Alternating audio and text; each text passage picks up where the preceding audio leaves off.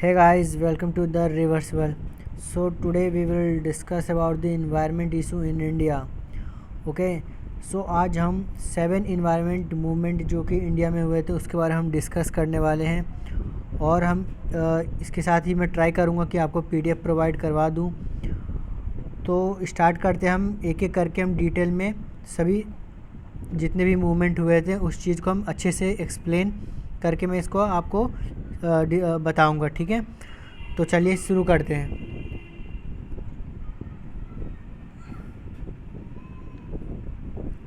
Okay so देखिए, environment से सबसे पहले इन्वायरमेंट समझते हैं। इन्वायरमेंट होता क्या है?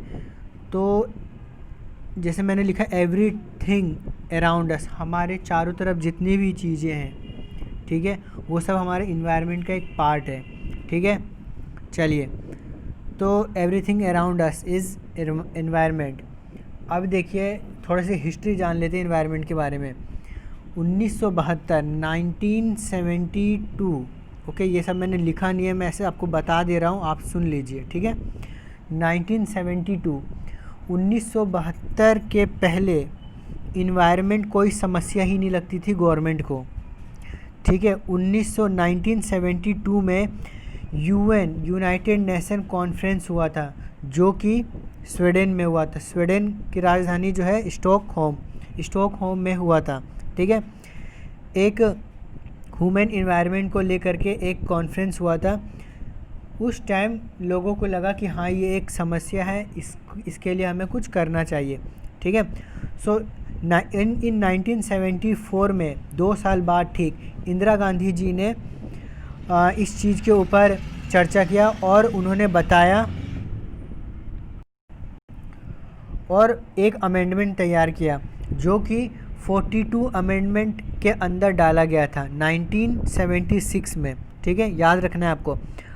और उसके बाद फंडामेंटल ड्यूटीज़ जो है हमारी इंडियन कॉन्स्टिट्यूशन की, उसमें ये चीज़ ऐड की गई है कि हमें प्रोटेक्ट करना है और इम्प्रूव करना है इन्वायरमेंट को, ठीक है। चलिए, उसके बाद ठीक 4 साल बाद 1918 में 1980 में एक इनॉग्रेशन किया डिपार्टमेंट ऑफ इन्वायरमेंट बना 1980 में। फिर उसके बाद 5 साल बाद उन्होंने इस इन्वायरमेंट डिपार्टमेंट को ministry of environment and forest में कन्वर्ट कर दिया, जिसके अभी मिनिस्ट्री है प्रेजेंट में प्रकाश जावड़ेकर जी। चलिए, अब हम, ये तो हमारी थोड़ी सी हिस्ट्री हो गई कि 1972 के पहले कोई समस्या नहीं थी। अब हम धीरे धीरे करके हम 1700 से ले करके और 2000 के बीच में जितने भी इन्वायरमेंट मूवमेंट हुए उसको हम अच्छी तरीके से डिस्कस करने वाले हैं, ठीक है। चलिए,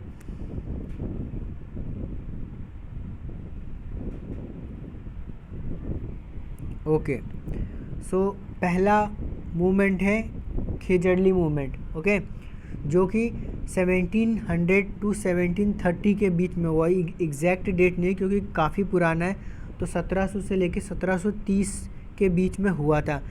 इनमें एग्ज़ाम पॉइंट ऑफ व्यू से क्या इंपॉर्टेंट है वो मैं आपको बता देता हूँ। खेजड़ली मूवमेंट कब हुआ उसका ईयर पूछेगा आपसे, या तो दूसरा मेन लीडर पूछेगा, ठीक है। ये 2 चीज़ें इंपॉर्टेंट है किस में ये पूछे जाते हैं, ठीक है। चलिए, अब लेकिन हम इसके बारे में थोड़ा डिस्कस करेंगे ब्रीफ में। अभी देखिए, once upon a time there was a king in Khejarli. एक समय की बात है, खेजड़ली जो कि जोधपुर से 26 किलोमीटर दूर है, राजस्थान में पड़ता है, ठीक है। खेजड़ली एक जगह का नाम है। और वहाँ के जो राजा थे उन्होंने अपने सिपाही को ऑर्डर दिया कि हमें फर्नीचर बनाने के लिए कुछ लकड़ियाँ चाहिए, तो लकड़ियाँ काट करके ले आओ। अब उस सोल्जर ने क्या किया, वो गए और पेड़ को काटना शुरू कर दिए। पेड़ को जब काटना शुरू किए तो अमृता देवी वहाँ पर आई। अमृता देवी एक बिश्नोई फैमिली से बिलोंग करती थी, तो अमृता देवी आई वहाँ पर और उनको डिस्करेज किया, उनको रोका, ठीक है। बट हुआ क्या वहाँ पर कि उन्होंने डिनाइड कर दिया, उन्होंने मना कर दिया और वो कंटिन्यूसली उसको काटते रहे पेड़ को काटते के साथ ही उन्होंने क्या किया, पेड़ के साथ चिपक गई। ठीक है, अब आप सोच रहे हो कि ये अमृता देवी थी कौन जो वहाँ पर आई? तो अब देखिए मैं एक बात बताता हूँ आपको। जो अमृता देवी जी थी ना, वो एक बिश्नोई फैमिली से बिलोंग करती थी। ठीक है, और जो बिश्नोई फैमिली है उनका एक रूल होता था। बिश्नोई फैमिली का मतलब है 20+9, 20+9 से मिलकर बना हुआ है ये। ठीक है, अभी देखिए 20+9 मतलब कि 29 रूल, बिश्नोई 20-9, तो 29 रूल होते हैं इन बिश्नोई फैमिली मतलब जो जाति का। इनका ये इनके कुछ मतलब जो भी है इनके जो हेड होते हैं उन्होंने कुछ ऐसा कुछ बताया था, मानने वाले मतलब एक जाति है ऐसा है कि इनको पेड़ पौधे की रक्षा करना है, जीव जंतु की रक्षा करना है, झूठ नहीं बोलना है। तो इस तरीके का इनका कुछ रूल होता है बिश्नोई फैमिली का। ठीक है, तो इससे ये बिलोंग है। तो वो उससे बिलोंग करती थी बिश्नोई फैमिलीज। तो उन्होंने बोला कि भाई आप ये पेड़ जो है नहीं काट सकते हो। तो उन्होंने क्या किया, विरोध करने लगी वो। उनका विरोध करने के साथ ही वो तो सिपाही थे, उन्होंने माना नहीं। वो क्या किए, तो अमृता देवी जी ने क्या नहीं किया, उस पेड़ से चिपक गए। और पेड़ से चिपकने के साथ और भी बहुत लोग उनके सपोर्ट में आए अमृता देवी जी के, और वहाँ उनके साथ ही सब लोग सपोर्ट में उनके खड़े हो गए। लेकिन वहाँ पर हुआ क्या एक्सीडेंट कि जो सोल्जर थे ना, उनको अमृता देवी के साथ 363 लोगों को वहीं पे काट दिया, ख़त्म कर दिया वहाँ पर। ठीक है, अभी आप देखिए मैंने एक डायग्राम लेकर के आया यहाँ पे।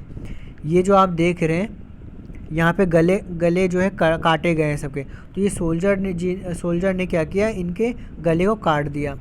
ठीक है, तो अमृता देवी जी के साथ में 363 वुमेन की हत्या हो गई उसी टाइम, एट ए टाइम।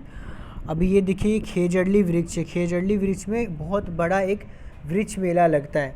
वृक्ष मेला यहाँ पे लगता है खेजड़ली में एवरी ईयर। ओके, तो अभी क्या हुआ, अब अमृता देवी के संदर्भ में गवर्नमेंट जो है, राजस्थान गवर्नमेंट, उनको ऐसे लोग जो इन्वायरमेंट को प्रोटेक्ट करते हैं उनको अमृता देवी अवार्ड दिया जाता है। ठीक है, तो आपको ये चीज़ क्लियर हो गई कि ये इंसिडेंट कैसे हुआ था और क्या हुआ था। ठीक है, तो ये हमारा मूवमेंट कंप्लीट हुआ। अब हम सेकंड चलते हैं। सेकंड है चिपको मूवमेंट।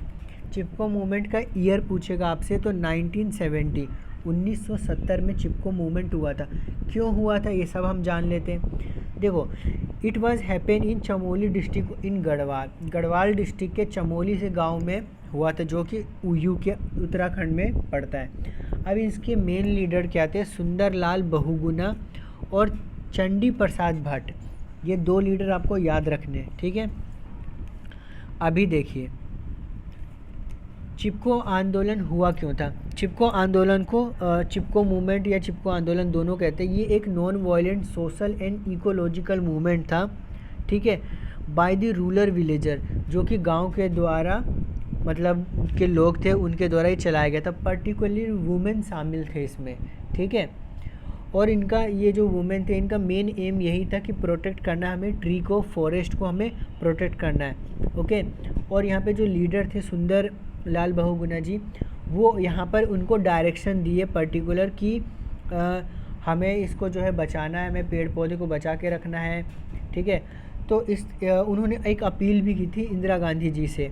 ठीक है, तो उन्होंने क्या किया, अब चूँकि ये जो उस टाइम 1970 मॉडर्न टाइम था, तो सब कुछ वहाँ पे अब एक डेमोक्रेसी कंट्री था एकदम बिल्कुल अच्छी तरीके से।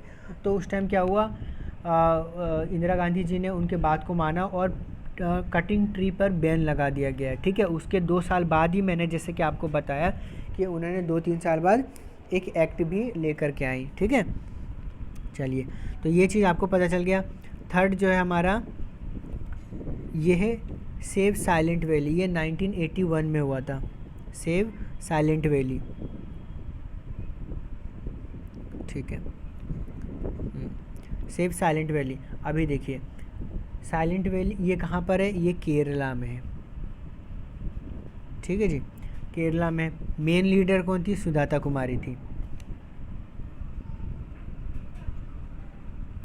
अभी देखिए ये जो साइलेंट वैली है ये कहाँ पे हमारा पड़ता है, जैसे कि आप भारत का नक्शा पढ़ते हैं इस तरीके से।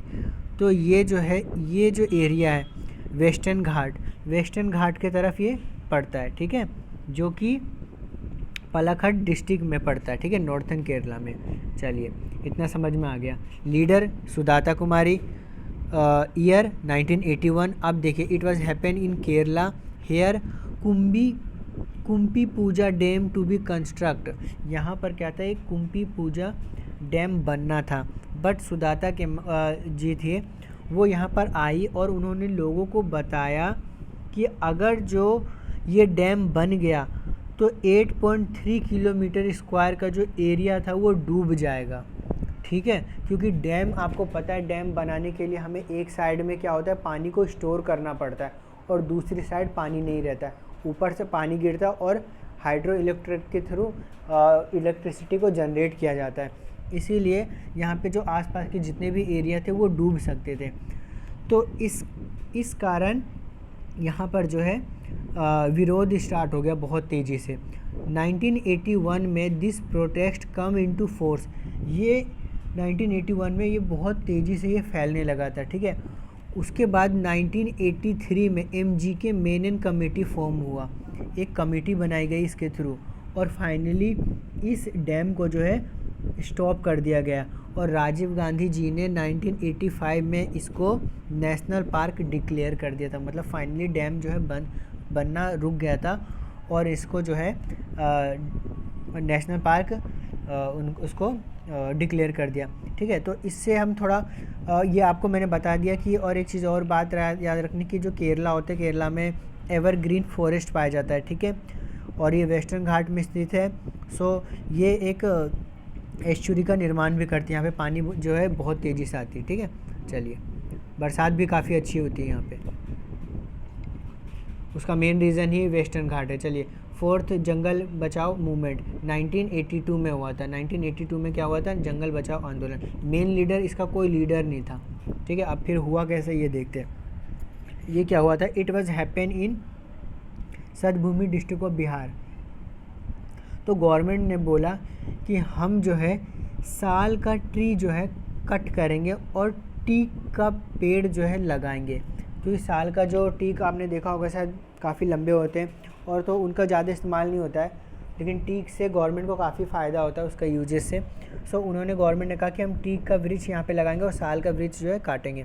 तो वहाँ के जो आसपास के लोग थे उन्होंने प्रोटेस्ट करने लगा कि नहीं भाई, हम ये पेड़ नहीं काटने देंगे आपको, ठीक है, ये पेड़ यहीं पे। तो ये ज़्यादा कुछ खास चला नहीं था, लेकिन ये मूवमेंट जो है रुक गया था क्योंकि काफ़ी मॉडर्न टाइम था 1982, और सो ये मूवमेंट जो है सक्सेसफुल रहा था, ठीक है। चलिए, नेक्स्ट हम पढ़ते हैं। इसमें ईयर ही पूछेगा आपसे। एपिको मूवमेंट, ठीक है। एपिको मूवमेंट को साउथ का चिपको मूवमेंट भी बोला जाता है। अच्छा, इसका मेन लीडर जो थे पांडुरंग हेगड़े थे। ये लीडर जो है आपको याद रखने हैं। सो एपिको मूवमेंट 1983 में हुआ था, और जब ये मूवमेंट हुआ तो लोग इसके विरोध में आके ना फोक डांस करना शुरू कर दिए थे। सभी लोग फोक डांस करना शुरू कर दिए जो भी पेड़ थे उसके आसपास, और ये फाइनली जो था ये सक्सेसफुल भी रहा था, और ये Karnataka district, Shimoga district of Karnataka में स्थित है। 6 जो हमारा है नर्मदा बचाओ आंदोलन। अभी देखिए, नर्मदा बचाओ आंदोलन क्या है। नर्मदा बचाओ आंदोलन 1985 में हुआ था। मेन लीडर थी मेघना पाटकर और बाबा आमटे। मेन इन दोनों का जो डायरेक्शन था सपोर्ट, आप ये देख सकते हैं, ये पिक उसी टाइम की है। अभी देखिए, इसके बारे में जानते हैं। So there was to construct a Sardar Sarovar dam, ठीक है। एक सरदार सरोवर डैम जो था वो बनना था। सरदार सरोवर डैम है कहाँ पर, तो ये आपका गुजरात में है और नर्मदा नदी पे बना हुआ है। तो मेघना पाटकर जो थी उन्होंने एक अवेयरनेस स्प्रेड किया to people that if this dam will complete then you become homeless, most of the area will go down under the water.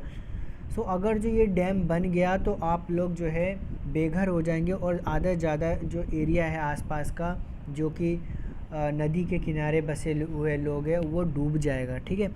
So then all people are होगा यहाँ पे, ठीक है, are starting protest for it. At that time World Bank was giving fund for it. उस time जो था world bank जो थे वो इसको फंड दे रहा था डैम को बनाने के लिए, ठीक है।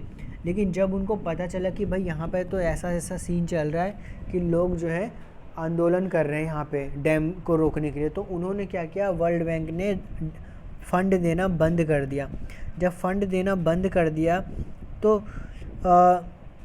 वहाँ पे ये जो था और भी फोर्स में आ गया, मतलब बहुत इसमें बहुत मेजर प्रोटेस्ट हुआ था यहाँ पे, ठीक है। सो अभी मैं आपको बताता हूँ, ये पूरी तरीके से कंक्रीट ग्रेविटी डैम है, ठीक है, जो कि नर्मदा नदी पर बना हुआ है। तो उन्होंने क्या किया, ये अच्छी तरीके से प्रोटेस्ट हुआ, लेकिन क्या हुआ, और ये जो इसका केस था वो एससी में चला गया, ठीक है, एससी सुप्रीम कोर्ट में इसका केस चला गया। जब सुप्रीम कोर्ट में अच्छा गया तो देखो डैम जो बनना था 130 मीटर का बनना था, ठीक है, हाइट थी। तो उन्होंने बोला अमृता देवी जी कि चलो ठीक है आप 88 मीटर का बना लो डैम, लेकिन 88 मीटर का गवर्नमेंट बनाने के लिए तैयार नहीं थी। एससी का जब फैसला है उन्होंने बोला एक काम करो ना भाई 80 ना 130, आप एक काम करो 90 का बना लो। अब लेकिन अब गवर्नमेंट ने जो पास कर दिया वो कहाँ वो सुनने वाली किसी का। तो उन्होंने फाइनली ये डैम एक ट्राइब्यूनल ले करके आई, गवर्नमेंट ने एक ट्राइब्यूनल बनाई और इस डैम को कंप्लीट किया, उससे भी ज़्यादा 138.6 मीटर के हाइट पे उन्होंने खड़ा कर दिया। 17 सितंबर 2017 में मोदी जी ने ही इसका उद्घाटन किया था, ठीक है। अच्छा, नर्मदा रिवर आपको पता होना चाहिए, नर्मदा रिवर जो है वेस्ट में फ़्लो होने वाली बहुत सबसे बड़ी रिवर है, जो कि ईस्ट टू वेस्ट फ़्लो होती है, और ये मध्य प्रदेश के अमरकंटक प्लेटू से निकलती है, ठीक है, और विंध्या और सतपुड़ा के बीच में एक रिफ्ट वैली बनाती है, और उसके होते हुए ये जा कर के अरेबियन सी में गिरती है। जो नर्मदा रिवर है वो गुजरात, राजस्थान और महाराष्ट्र और एमपी को ये इलेक्ट्रिसिटी प्रोवाइड करती है, और पानी भी। आई होप आपको अच्छी तरह से क्लियर होगा। ये जो भी मैंने नोट्स के अलावा आपको पॉइंट्स बताए वो भी काफ़ी इंपॉर्टेंट है, तो उसको आप नोट डाउन करते चले। और यार वीडियो पसंद आ रही हो तो लाइक वाइक कर दो। चलिए, 7 जो है हमारा टिहरी मूवमेंट जो है 1980 में हुआ था, ठीक है। इसका भी लीडर जो थे सुंदर लाल बहुगुणा थे, ठीक है। तो यहाँ पे लोग ना यहाँ पे भी प्रोटेस्ट हुआ था काफ़ी। तो अब देखिए हुआ था क्या, he started an awareness but this will not affected to anyone and finally Tehri dam completed in 2006। This is the highest dam in India and one of the highest in world with height 260.5 metre. This dam constructed on Bhagirathi river in Tehri Uttarakhand. अब देखिए अभी क्या हुआ, यहाँ पर जो dam बनना था, लेकिन वो क्या होता है ना कि जब हम अवेयरनेस फैलाते तो लोग जब तक आपकी सपोर्ट नहीं करेंगे ना तब तक वो प्रोटेस्ट सक्सेसफुल नहीं होता है। तो यहाँ पे ऐसे ही कुछ सीन हुआ था कि सुंदरलाल बहुगुणा जी ने प्रोटेस्ट तो अवेयरनेस तो फैलाई, लेकिन काफ़ी लोग ने इसे सीरियस नहीं लिए थे, ठीक है। क्योंकि उन्हें लगा यार पहाड़ी एरिया है, वैसे भी उन्होंने ज़्यादा सीरियस नहीं लिया। तो ये क्या हो गया, डैम जो है बन गया, और ये अब एग्ज़ाम में पूछे भी जाते हैं कि ये जो है इंडिया का सबसे हाईएस्ट डैम है, जिसकी हाइट 260, इसकी हाइट भी आपको याद रखनी है, ठीक है। और ये भी क्वेश्चन आते हैं कि किस नदी पर बना है, तो भागीरथी जो नदी है उस पर ये बना हुआ है। सो आई होप फ्रेंड मैंने आपको 7 मूवमेंट जो है आपको अच्छी तरीके से बताया है और आपको अच्छा भी लगा होगा। कोई भी डाउट है आप कमेंट सेक्शन में मुझे बताइए कि आपको ये वीडियो कैसी लगी, और मैं ट्राई करूँगा कि ये PDF जो है आपको मिल जाए, ठीक है। सो आज के लिए इतना ही गाइज। नेक्स्ट वीडियो पे मैं लेकर के आऊँगा जनरल अवेयरनेस का कोई अच्छा सा topic. So keep tuned and please don't forget to like, share and subscribe. So okay, bye bye.